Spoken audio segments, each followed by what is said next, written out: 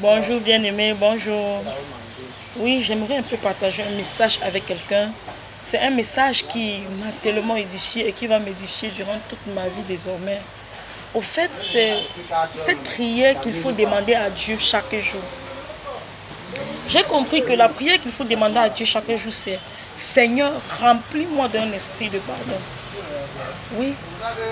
Seigneur, remplis-moi d'un esprit de pardon.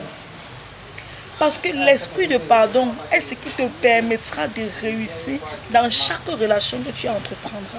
Que ce soit dans une relation maritale, que ce soit dans une relation en entreprise, que ce soit dans une relation entre frères, dans n'importe quelle relation, l'esprit de pardon sera ce qui sera ta force. Parce que gérer les relations avec les hommes ne sont pas faciles. Les personnes même que tu aimes ou bien qu'ils t'aiment ne sauront même pas te gérer.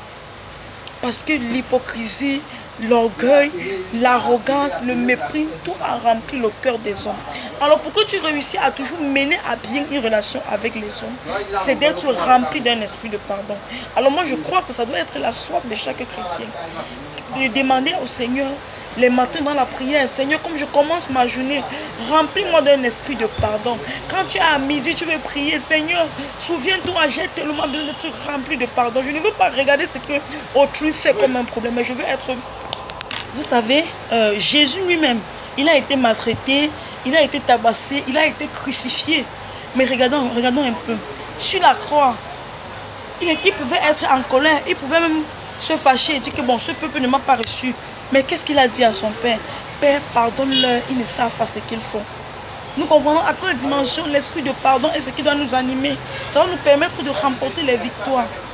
Vraiment, ça c'était mon message au fait.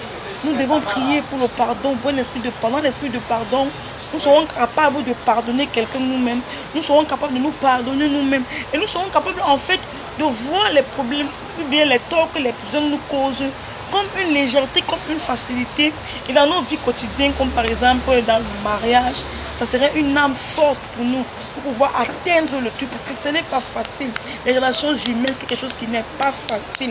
Et c'est quelque chose qui m'écoeure beaucoup, quelque chose qui, à un moment, me brisait, me donnait de pleurer, mais j'ai compris que pour traverser cela, il faut être rempli vraiment de pardon. Merci et c'est ce que je voulais partager avec vous. Que la personne qui suit ce message soit vraiment bénie et que le Seigneur le fortifie dans les épreuves, dans les personnes qu'il va affronter. Qu'il soit béni au nom puissant de Jésus-Christ. Amen, amen et shalom, shalom pour la nouvelle journée. Merci, bisous. C'est Ruth de Gloire.